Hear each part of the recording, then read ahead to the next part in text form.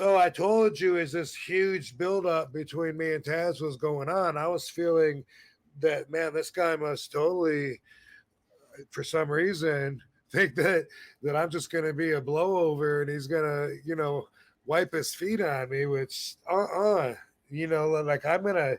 he's going to regret ever. He's never going to think that about me again. You know what I mean? In my mind, I had some really damaging, violent thoughts building up during that. And then I thought, after he allegedly threw the cinder block into the wall, said, I'm going to kill Van Dam.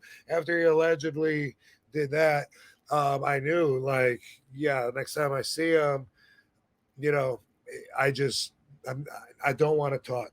I don't, I don't want to push. I don't want to anything. Let's just do it as soon as possible. Like if I could have, I would have stopped at his house a day early.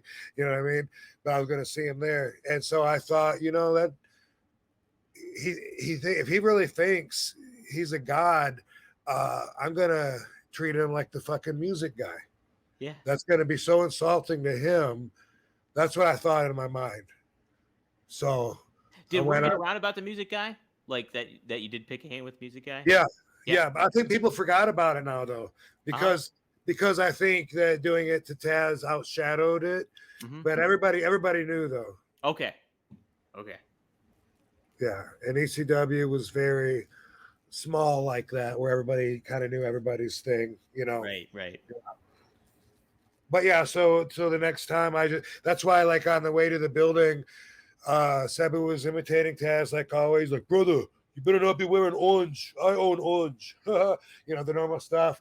I was just, in my own world, like, I'm not going to tell anybody what I'm going to do because I don't want anybody to stop it.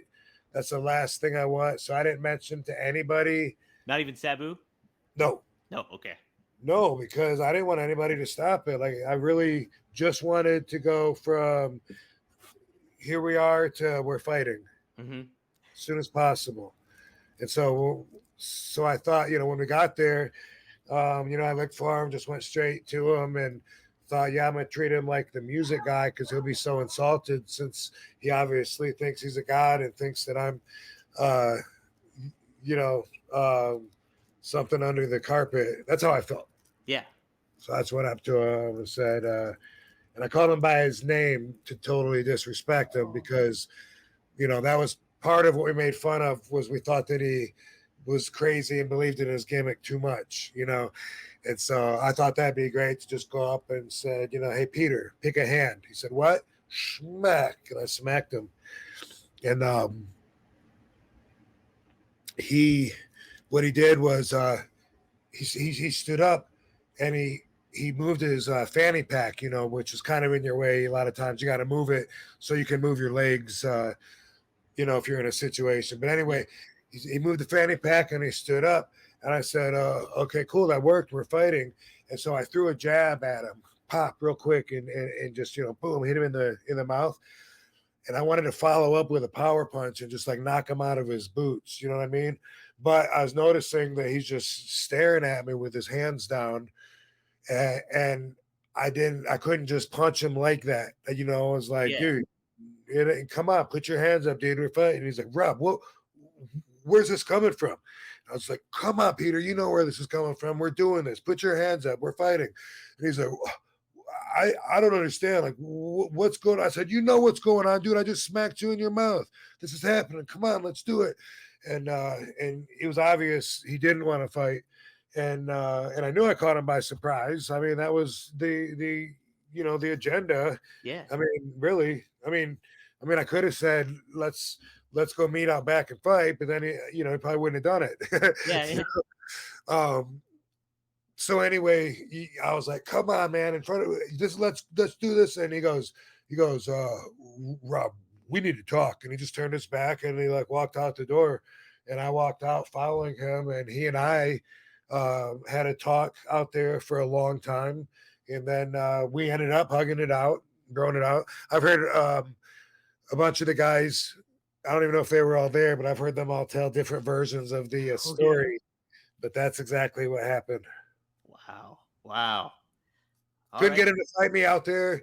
and he was like, I don't want to get too personal, but before he had a family tragedy before this time he had another one. Oh man. Um, yeah, this one maybe even a little, you know, it was hurtful, when he told me he was going through, and let's just say, that, afterwards, like I didn't want to fight him. I wanted to hug him, and after that, we've always gotten along, and he's, good dude, good business dude, and I got a lot of respect for him, and I'm glad, he had to eat shit, and his ego took an ass whipping because a lot of people, would be like, dude, you just let him slap you.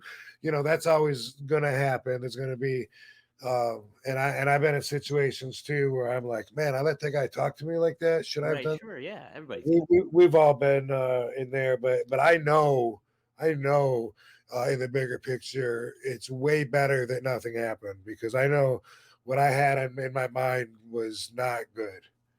Yeah, and it's a very much like almost like it is a life experience, where it's just like, oh man, like you both kind of learn from that, and you you grow as a person in those kinds of incidents. Absolutely. Yeah. Mhm. You know, and no, Absolutely. Taz, I like Taz. I've interviewed him once, I believe, and yeah, he was great. So it's like, Awesome. yeah, very down to earth dude, very funny, friendly.